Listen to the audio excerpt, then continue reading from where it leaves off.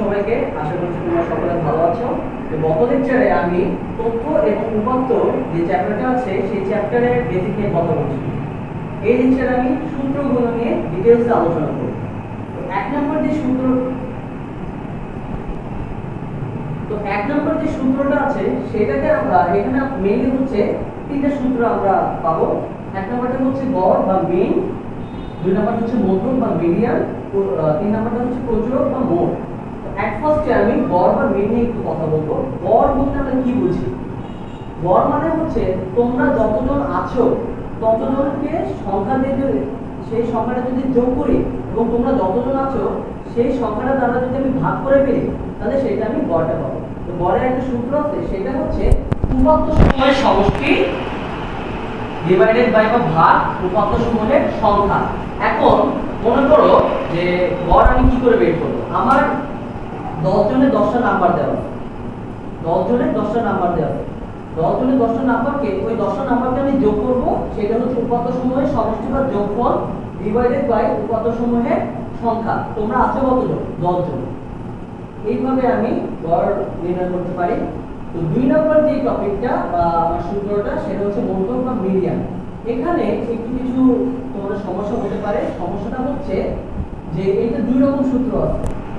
একটার মান যদি আমার বিজোড় হয়, উপাত্ত সমূহের সংখ্যা যদি আমার বিজোড় হয় তাহলে একটা সূত্র, এবং উপাত্ত সমূহের সংখ্যা যদি আবার জোড় হয় তাহলে অন্য সূত্র। এখন আমরা এখানে উপাত্ত সমূহের সংখ্যাকে n দ্বারা সূচিত করছি। এখানে আমরা উপাত্ত সমূহের সংখ্যাকে n দ্বারা সূচিত করছি। তো যদি আমাদের মোট উপাত্ত বা সকল উপাত্তের মানটা যদি আমাদের বিজোড় আসে, যেমন মনে করো আমার n হচ্ছে আমার 13, n এর মান যদি আমার 13 আসে তাহলে আমি এক নম্বর সূত্রটা আমি অ্যাপ্লাই করব পরীক্ষার নামে। তো এক নম্বর সূত্রটা কি হবে? আমরা n বললাম নাকি উপাত্ত সমূহের সংখ্যাকে, তাহলে এই n + 1 ডিভাইডেড বাই 2। তাহলে এখানে n টা আমরা কি জানি? উপাত্ত সমূহের সংখ্যা। তাহলে উপাত্ত সমূহের সংখ্যা যোগ 1 ভাগ 2।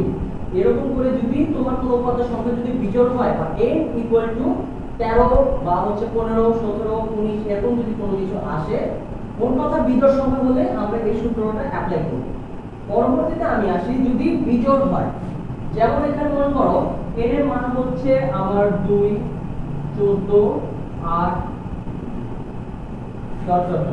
তাহলে আমার সূত্রটা হবে উপাত্ত সমূহের সংখ্যা ভাগ 2 তম পদ এবং উপাত্ত সমূহের সংখ্যা ভাগ 2 যোগ 1 তম পদের যোগফল ভাগ 2। তার মানে n/2 তম পদ এবং n/2 + 1 তম পদের যোগফল ডিভাইডেড বাই 2।